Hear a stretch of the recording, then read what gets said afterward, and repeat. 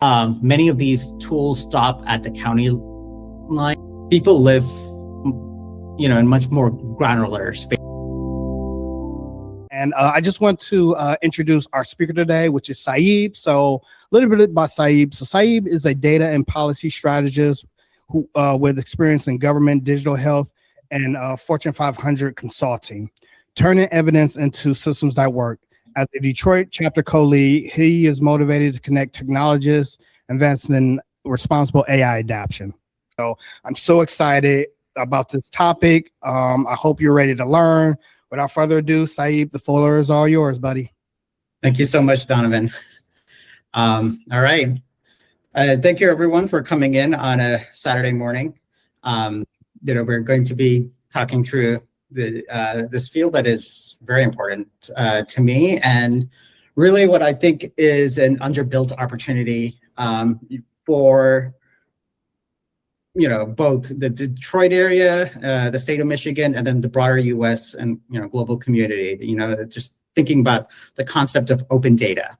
So I'm first going to introduce open data, and how I see it is when we want to learn about our government or our own communities. At the moment, the processes in place have been relatively bureaucratic.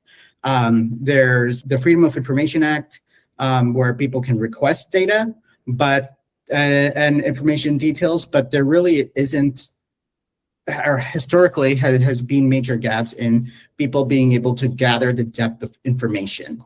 And so open data movement started, many years ago, just, in parallel with the Freedom of Information movement. And then one organization that is no longer active is the Sunlight Foundation, which I love. I was once a fellow with them, an Open Cities fellow, looking at how open data can be better applied in city governments across the country. It was one of the best experiences I had, and it was just really interesting to just see how both city, state, and federal governments can start thinking through putting their ideas and policy into evidence-driven action. So the concept of evidence-driven action has been popularized for many years. I see open data as a critical piece to move that forward. So just some history. The Freedom of Information Act went into effect in 1966. 1976 was when the Sunshine Act came into power. The idea, sunshine is the best of disinfectants, which now that it's summer, I'm always appreciative of it, which was really pushing federal agencies to be open by default. And so moving from people requesting a government office for information and a government office going through whatever bureaucracy they needed, or sending out difficult documents to read through, the concept of being open by default emphasized the need that anything that didn't compromise privacy or security should be shared with the general public, the tax-paying public, because this is our data. And so 2014, during the Obama administration, there was the Data Act that pushed to standardize how data was going to be implemented, across federal agencies. And, that feeds into USAspending.gov, that feeds into a lot of our understanding of where our taxpayer money goes. And then 2019 was when the Open Government Data Act went into place, which emphasized the need for the data to be machine readable, which, again, coming back to the concept of AI, is very important, because we want our AI tools, our machines and resources to be able to access that data as cleanly and safely as possible. So, long story short, this is more than 60 years in the making.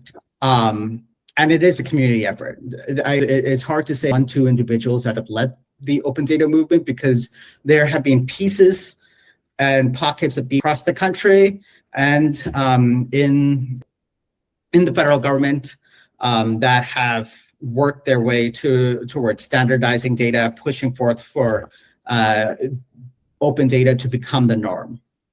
So Sunlight Foundation, just a little history on it. It started in the early 2000s when the civic tech movement was really starting out. Sunlight Foundation, I was really sad to see that it closed its doors in 2020.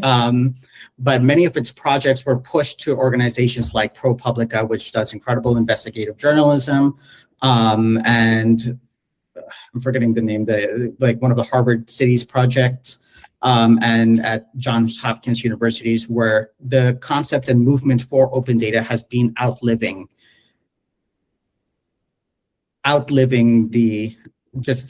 that early access and emphasis that built out playbooks to help government offices to better understand how they can structure and plan out their open data policy.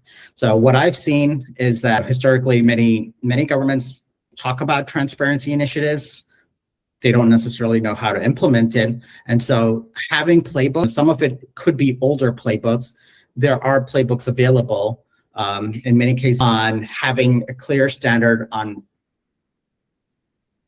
understanding what the guidelines should be for cities. So making sure that there's clear data catalogs, that the metadata, the descriptions of those data within those data catalogs are clear for people to then better understand how they can use that data. And again, connecting the dots to the individual, helping people understand that this data is yours. We are the taxpayers, we are the constituents. This is broadly and our data, and it's essential for us to better learn about our communities directly through the source material that governments, in many cases, state, local, and the federal governments have much better access to.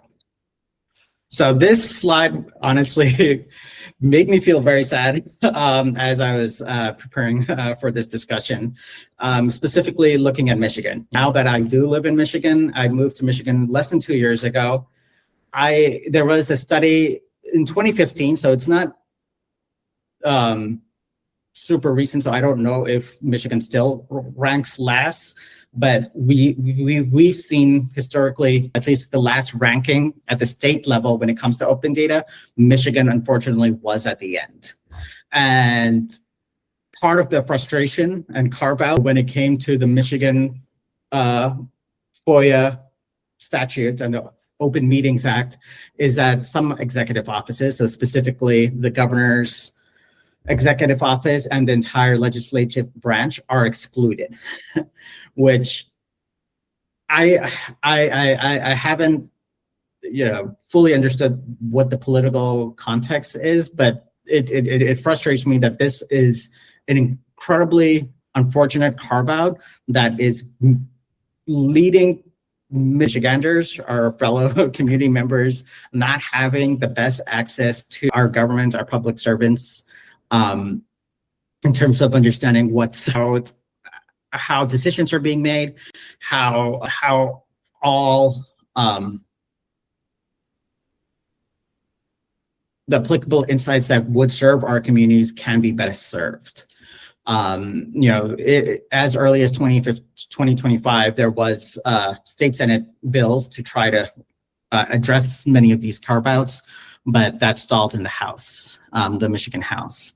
So one of my goals with this discussion today is really to see what we as fellow Detroiters, as fellow Michiganders can do at the local and state level to address this gap, because this is embarrassing being 50 out of 50.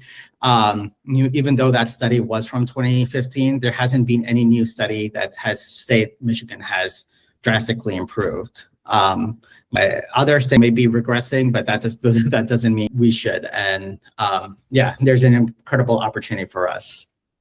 And so getting into why open data matters for the community. There is a lot of well-documented insights that open data leads to transparency, understanding our communities. It can lead to much fairer outcomes for our fellow community members. And that I like to say the bigger ambition that a lot of us like to talk about, just peace and prosperity. And there's McKinsey research has indicated that if open data was unlocked throughout government agencies across country, there's up to $3 trillion in value that could be created because there's a bunch of better insights from community members on how to access that data, how to grow their communities, and how to, as entrepreneurs and builders, for us to better understand how we can plan accordingly. I am confident that, just being in Michigan, seeing the fact that we have historically been one of the biggest industrial cities in America. We have been the biggest industrial cities in America. We have the infrastructure, we have the builders in place, but there is a critical gap where open data serving its community can help us see the strengths and patterns that other adversaries could be hiding. And so how communities can use open data. It's an empowerment tool. You can ask for a FOIA, which is a legal tool that our residents can use and leverage it, build on it. FOIAs are there for a purpose. They are our right as taxpayers, as constituents. Land the line, you have the right to ask. Our goal is that people feel empowered to be able to leverage the insights about their community to build for their community. And unfortunately, that has been lacking in some spaces, but we also see where it hasn't been. We have seen, the community component of like even using tools like Google Maps, when you're warning people about a road closure or a bump in the road or, some form of damage. You have the right to ask. You are a constituent in this community. Our public agencies have a responsibility to push for it. And so why data isn't always open? There are many honest reasons for that, right? There is the privacy carve-outs that have technically been applied to the governors and state legislatures of Michigan. But then there's also like individual privacy and security concerns. I was the open data lead in the U.S. Department of Transportation in a previous role, and it was a major piece of concern of identifying what are the data sets that we can and couldn't should not release in the near term. Specifically, if we're living in this global world and have to worry about foreign countries hacking into systems or using any of that data against us, or even vandals. So when I worked with, say, pipeline organizations or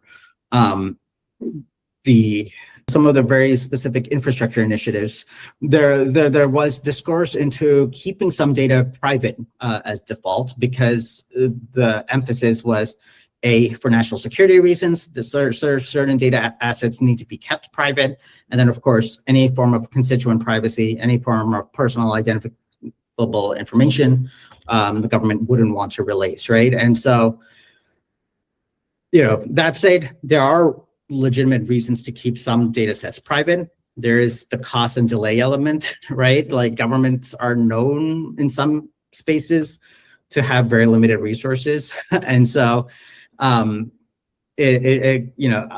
I've seen when I was at the U.S. Department of Transportation and working with like federal chief data officers is that a lot of the open data that's actually out there is driven by individual actors who are very motivated to get this data out for people.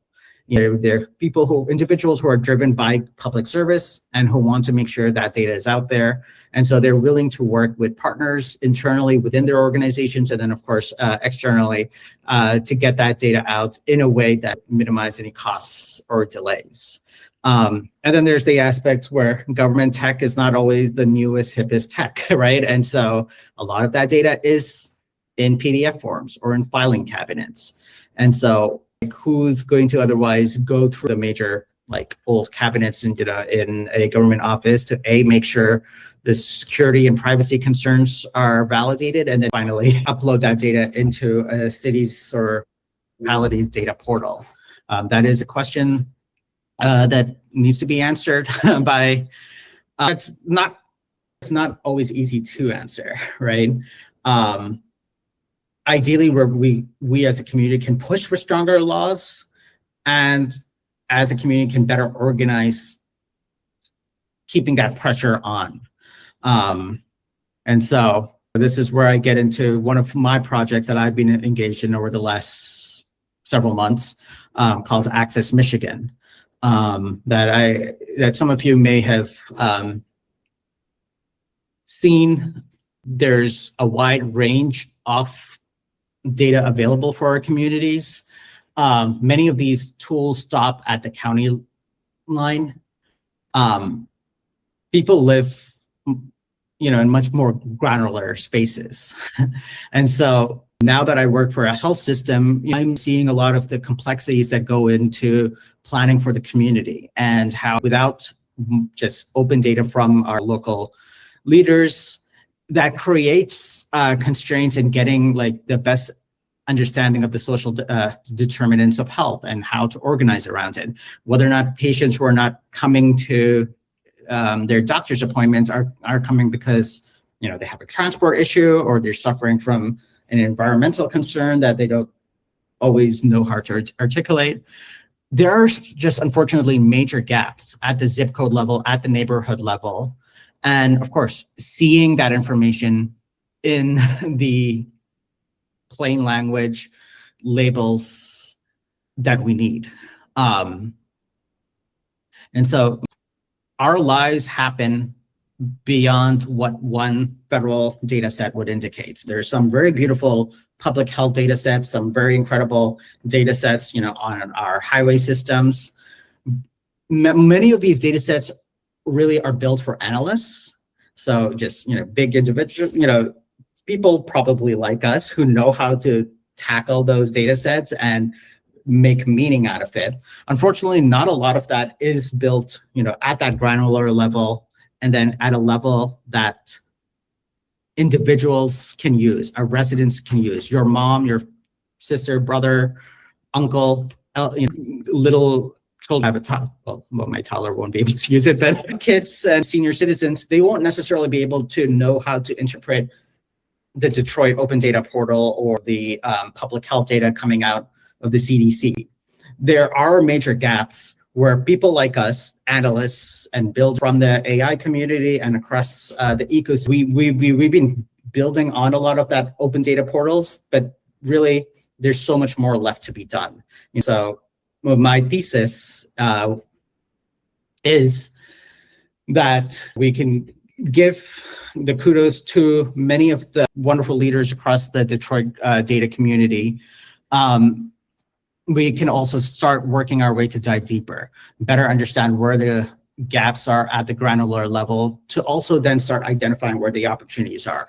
How I see it from my desire to be an entrepreneur really comes from that perspective that when there is a major gap, that also indicates a major opportunity. That means the current ecosystem, the current opportunities are not tackling the problems that people are otherwise, willing to put effort for or pay for to resolve. And this is a major issue in Michigan. We can see that there's a major mortality gap within the state.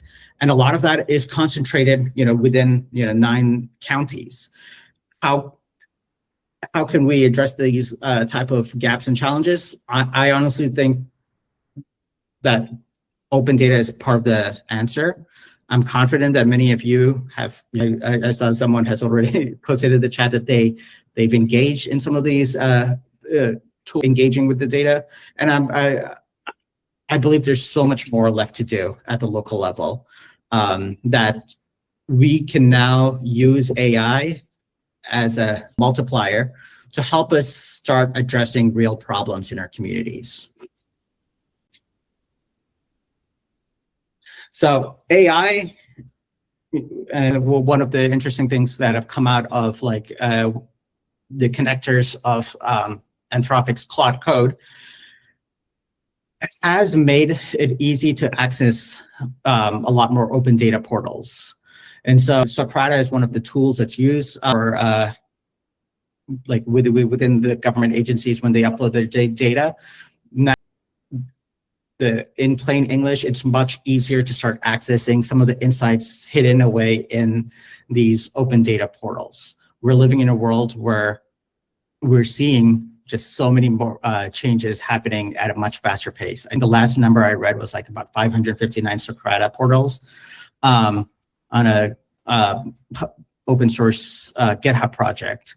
I'm not 100% sure of the number. I haven't double checked it, but like the fact that there are hundreds of open data portals now available to people in the country presents an incredible opportunity for entrepreneurs, for builders, and just thinkers, people who are motivated to study their communities and think of ways to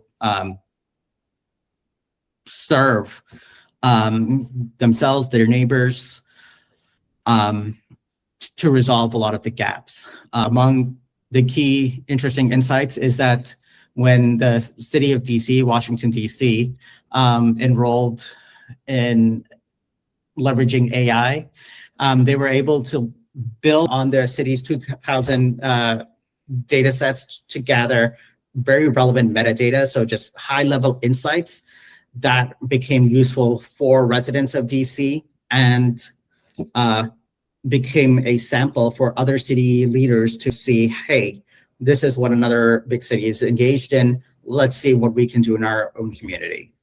And then, with civic tech organizations and, institutions like Code for America, they partnered with Anthropic to build out a Snap Navigator that has helped caseworkers who in many instances are overburdened with the number of people they're trying to serve, navigate through the long list of bureaucratic rules of how benefits need to be applied to get that right context to the individuals who need it.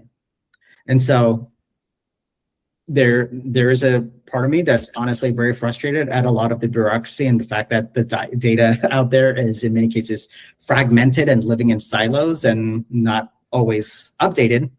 But there is that side of me that's also very optimistic that there's some negative trends going on and some very positive trends going on. And hopefully we can be part of that positive trend that ensures the back office, that our fellow community members get the resources they need, that we as community members can have the better insight of what's going on locally, and we don't have to burden ourselves through waiting in long lines at some government office, in making requests for information that should be open by default. That said, one of the key risks we need to be very careful of, and I'm sure many of you have gotten better, navigating, is hallucination risks. So, there was an instance where the city of New York opened up a My City chatbot initiative, which unfortunately gave a lot of wrong answers with the city government stamp. And that is way worse than just saying no or I don't know. It's, in many cases, giving people the wrong insights on making illegal decisions or, doing something illegal, thinking incorrectly. So when this My City chatbot was used, people asked the business owners asked the chat, hey, can we keep our workers' tips? The chatbot said yes. And the reality is no. Business owners, restaurant owners, restaurant leaders, managers don't get to do that. They're not supposed to refuse protected housing for community in Section 8, and being fully cash free, at least in the city of New York, wasn't really an option. And so there are many challenges ahead of us. And so that is a major concern that members of the civic tech and open data community need to be very cautious about when engaged with open data and thinking through how our communities can benefit. Because again, a confidently wrong answer is way worse than no answer. And I wish the LLM tools were good at not hallucinating, and I think they've gotten much better, but this is a major concern. There are ways around it, and one of the key items that we can do is just directly asking and finding the sources. So if a data, if a chatbot or any tool that we're using, specifies any laws or numbers, we can go to the source in an easy way to access it and really open up and best understand how that can come to fruition. I'm going to pause here just to see if there's any questions. I also plan to do a little bit of a demo of this portal, but yeah, there was one question about City of Detroit data sets. Yeah, it was with local data sets in Detroit or Michigan. Do you think that will be most useful to open up first?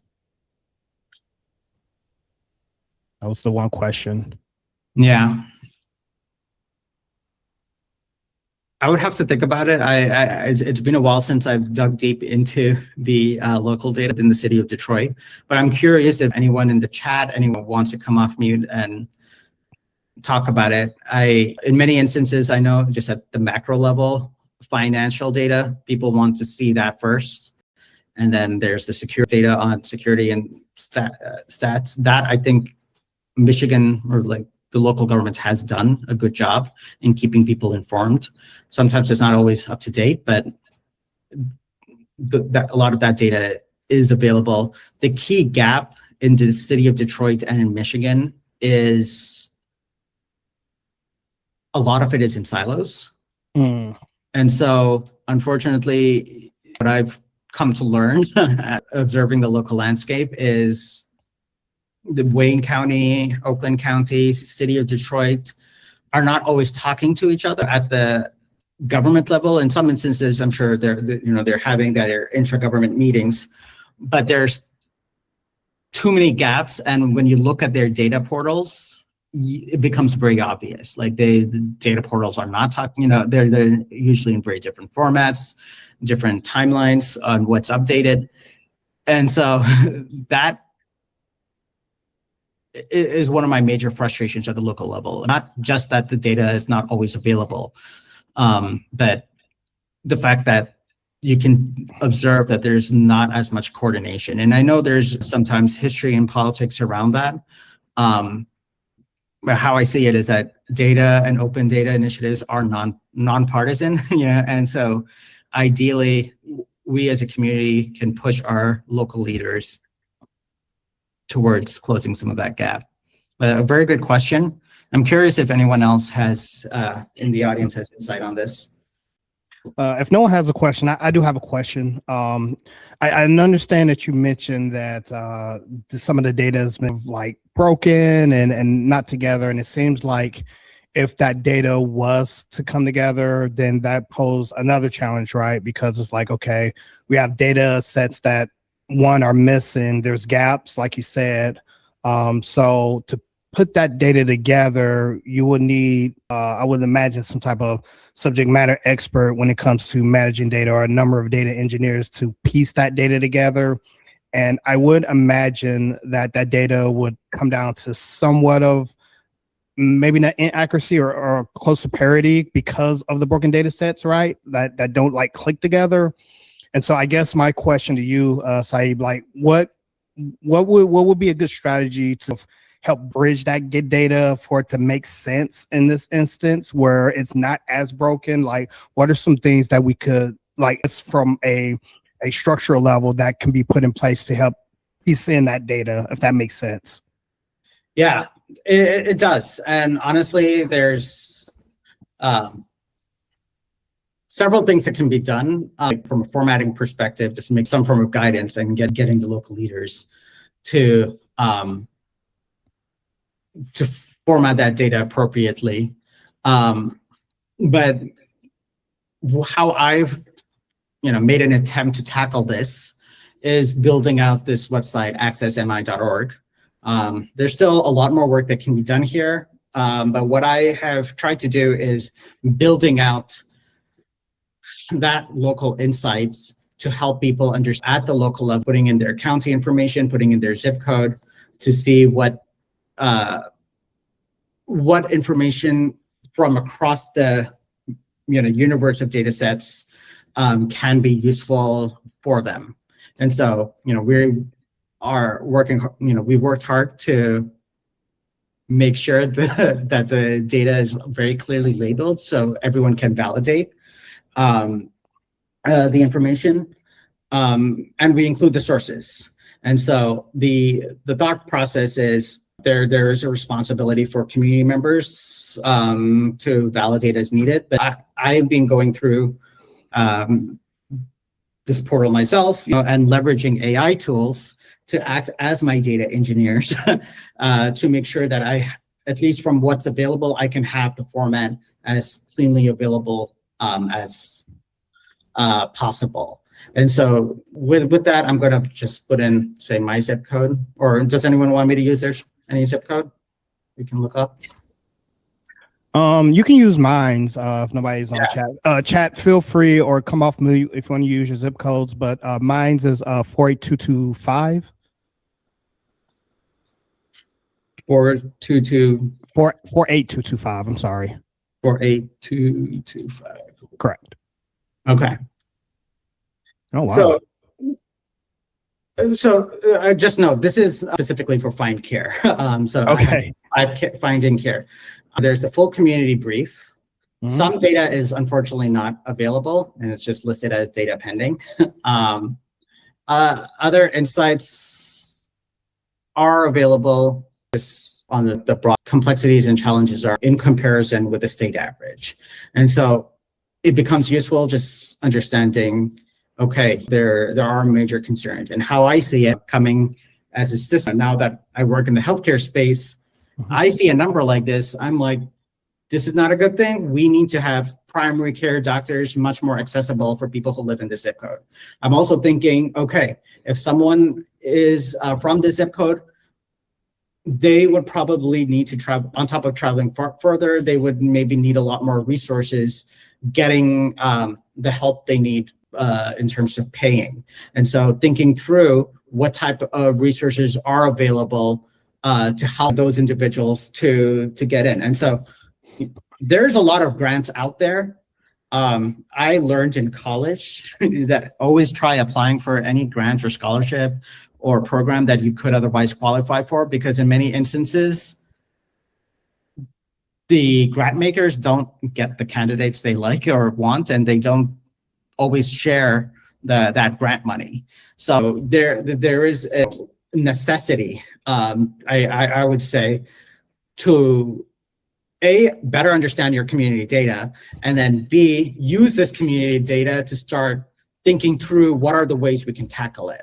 So we've put in, what are the disaster alerts resources available? If people need legal aid for housing, what's available? How I try to, build out this website was in some ways to be the data version of 211, and the data version of United Way. Those are just incredible organizations with so much local connections and credibility. But when I went through their website, me as a data person, I'm thinking, okay, how do we better understand the context in the community? And I realized, okay, there are some major gaps.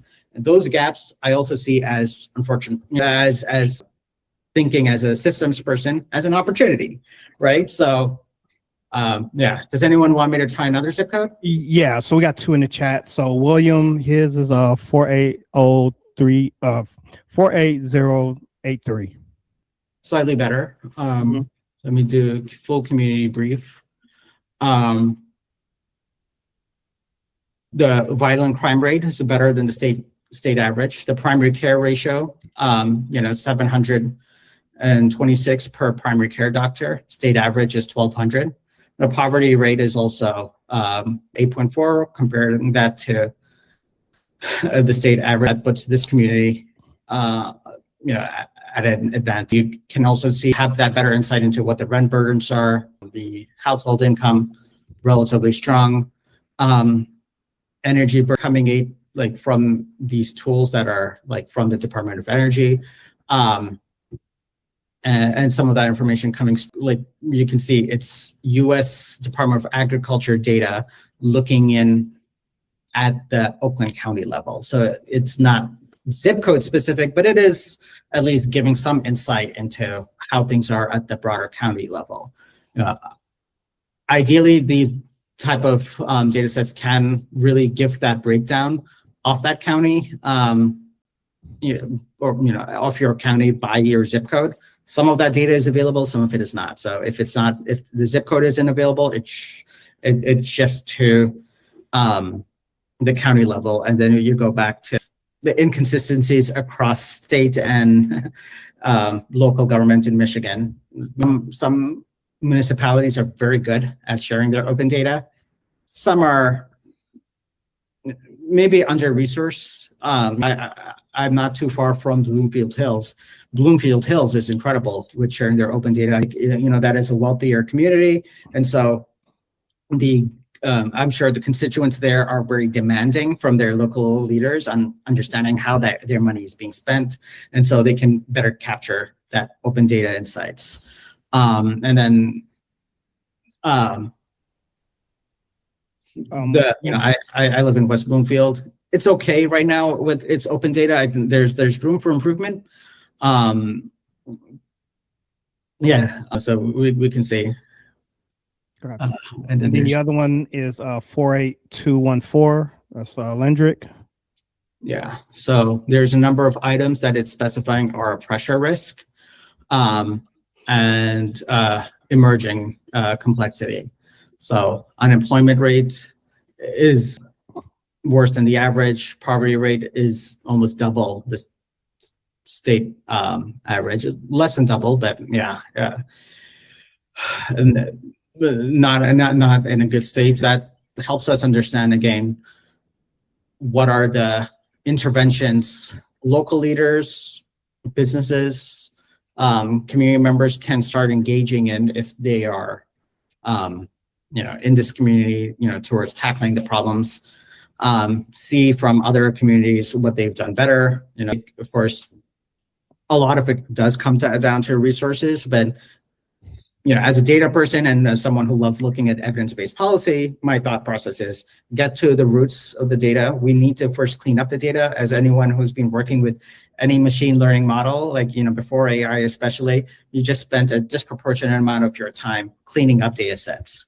Now there's that emphasis on pushing the right people to clean that data, to release that data, to get that data into a better place for communities. And so there's, in addition to the Access Michigan, this is much more in the development stages. I've been building a website called OurIntel.org, which is looking at the open data landscape more at the federated level. The thought process is, having toggles, you can look at the database on a resident's view or as an analyst view, get that better perspective of the community, get the local snapshot. But it is in many cases it is as of now a work in progress. It's an active development. So far it's been me driving these initiatives out of my interests. That part of my thought process of coming here and talking through today is understanding that there is a gap in our community. When I notice a lot of hits on my website, AccessMI.org, many of those hits were coming during Michigan Hack Week. And I realized, okay, before that, not that many people were going to my website, but during Michigan Hack Week, where I'm sure many people were trying to look for local data to see how they could build their own models or build their own ideas, they were looking for a source that at least had some local Michigan data curated. And so for me, it was very humbling and exciting to see people coming in. But I also see it as a necessity, looking at our community intelligence at the more broader level. We want to better understand in serving our communities how to do so, and looking at things at the local level is critical. Yeah.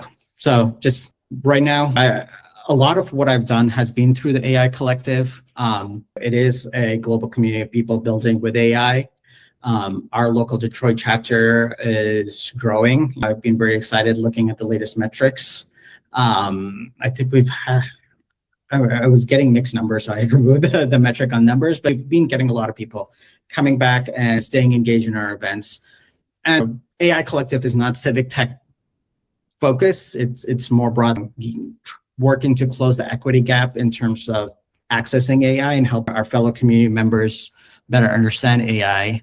But how I see it, and the bridge here is civic data is our data. It belongs to all of us.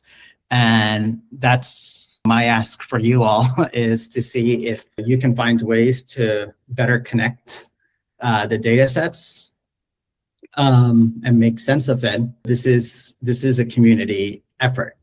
I am grateful for the individual who shared their portal. There's a lot of really good work out there. Code for America has done some incredible work. There's a data foundation that I follow very closely. NAVA, which is a for-profit public benefit corporation, has been doing some interesting work in specifically helping governments leveraging AI to better serve their constituents. So like when it comes to benefit systems and all. But there is that necessity. Michigan has some really wonderful data portals out there. There is, a huge opportunity to keep growing. So with that, I'll wrap up and open the floor to questions. You can feel free to ask in the chat or come off mute. I'll start off. I have one question. So that application you made, what was the sources that you used to create the application? Like the stack of it, like are there any APIs or any like what's it called, NPCs or anything like that you used, or yeah, just stack of it? I'm curious. Yeah, good question.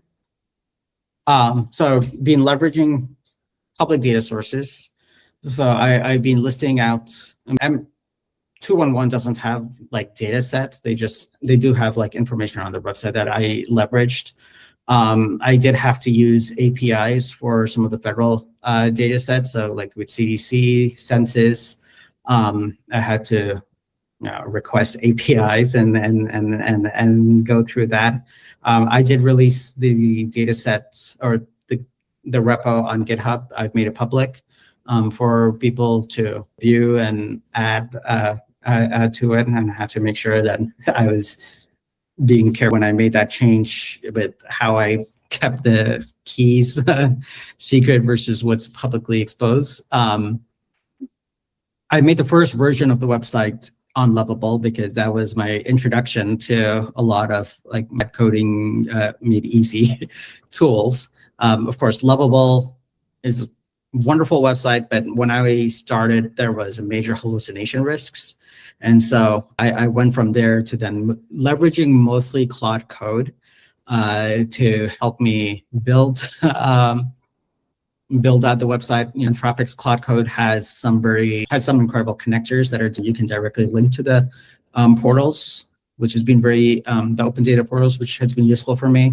And then I started using Codex and Grok and Gemini to validate a lot of the information, and Perplexity. So I started my way of like checking myself as I'm building on one tool was to use the other tools to validate what Claude was doing, and then go back to Claude at times and say, okay, this is the insights I'm getting. And then the benefit for me is like having worked a little bit in the federal space and health systems, I have some insight to understand what is making sense. If Claude is saying something or hallucinating, I'm like, okay, that doesn't add up. It's for me. I start pushing back, and then you get what you need. During the brief moment that Fable was available for us, the 2 days, I think, of Fable access, I asked Fable, put in your energy to do an audit of this website and tell me what is working, what's not working, what's vulnerable, helped me through to resolve the issue, and it was useful. I'll say, like, it helped me catch a number of vulnerabilities. This is a continuous effort on my end, and my ideal case is to find partners, to build something like this out, in part because I noticed a gap, and that's when I started working on it. I've been using my own cloud code and budget, but I think over time this has made access to data and presenting the data much easier for myself to access. Part of the reason I built it was because I needed some of that data and didn't find easy ways to capture it. But I'm overall hopeful that as a community, we can work towards building out, like more refreshed data, more granular data. There are major opportunities on what can be done next. At times the slides or like the models themselves, like what can we do to refine things, polish things up. And it tells me, and a lot of times we can ask the AI tool to help us close that gap. Cool. One last question for you, Saeed. For those who want to continue this conversation, connect with you, or maybe contribute to your repo, how can people reach you? Good question. I'm generally available, or I use LinkedIn a lot. So feel free to reach out on LinkedIn. Just note that it's always better to add a message when you send a LinkedIn request, because otherwise I try to be cautious of adding people who want to sell something. Because my day job is in portfolio management, and so there are people trying to give sales pitches, and I try to be cautious of that.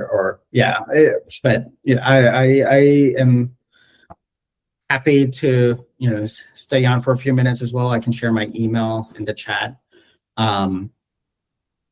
because this is an important topic. I also would encourage everyone to follow the AI Collective LinkedIn page. That we can share in the chat as well, and our website, get in our mailing list. There's a lot of opportunities here, and thank you, Kathleen, for sharing the book. I will check it out. Cool. Well, thanks. Any questions? Any final thoughts, comments, questions, concerns? Feel free to unmute yourself or put it in the chat. Thank you, Zachariah. My nephew's name is Zachariah. Zaku is our nickname for him. Nice. Thank you. Yeah, and if anyone has feedback down the road, and if you want a copy of my slides, just I can share it with people who RSVP'd, or if people want to reach out to me, I'll also post my email here, my Gmail. You can feel free to reach out. On my website, I do have like a Calendly link if people want to schedule time to talk. But I've ever since I became a dad, I very much limited the number of available times that I put up. But if it is related to civic tech and open data, and thinking of ways to close a lot of the gaps in our community, I will make time for you. So this is a topic that's very important to me, and I'm sure it's the fact that a lot of you are here on a Saturday. The weather is so beautiful here in Michigan. Tells me that for many of you, this is a topic that you want to tackle too. So I'm happy that there's many in the community that have already done some really good work, and I'm hopeful that we can work further. Yeah, absolutely. Well, yes, thank you, Saeed, for this. This was very very informative.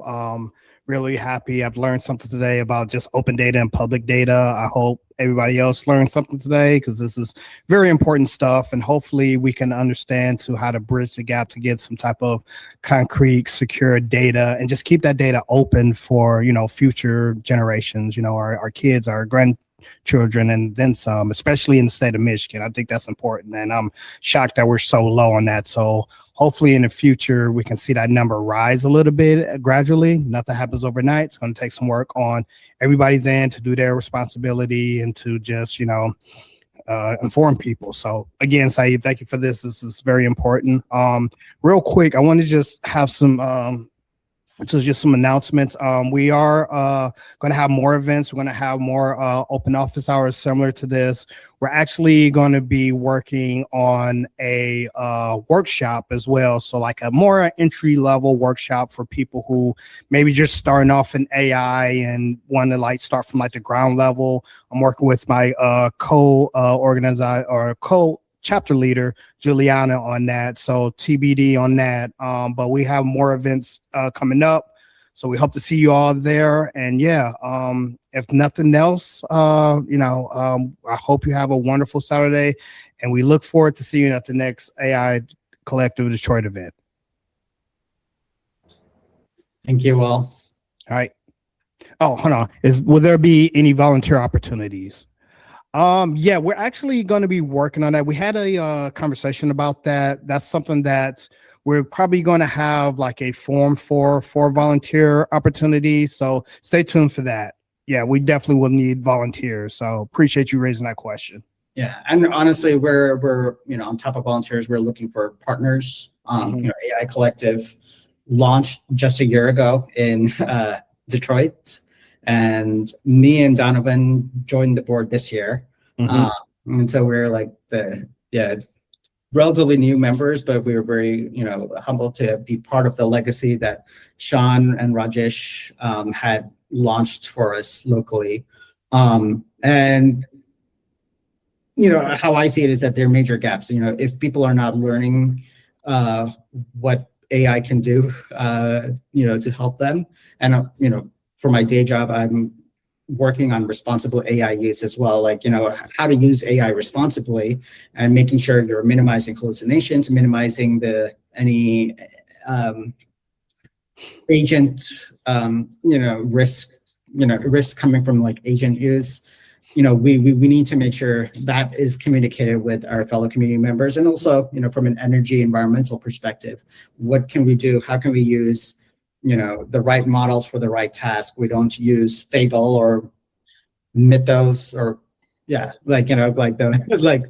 absolute max, most energy inefficient models for the simplest tasks. So there's a lot of opportunities. There's a lot of gaps, and with that, we're hopeful that we can get the right partners locally. Yeah, absolutely. Definitely looking forward to that. So, yeah, if there's no more questions, then that's our event. And thank you everyone for attending this. Again, we really appreciate you. We want to see this community grow. And again, have a great rest of your Saturday, and we'll see you next time. Thank you.